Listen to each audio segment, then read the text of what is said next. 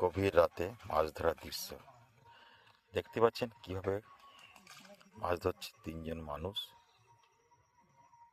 পাঁক এক কোমর ডুবে গিয়েছে, তাতেও মাছ ধরা চলছে। রাত্রি এখন প্রায় 12টা।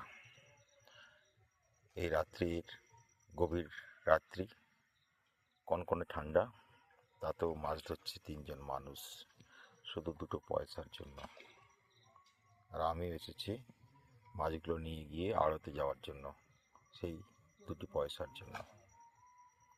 রাত্রি 12টা, কনকনে ঠান্ডা, গভীর রাত্রি, মাঘ মাসের ঠান্ডা, বুঝতেই পেরেছেন।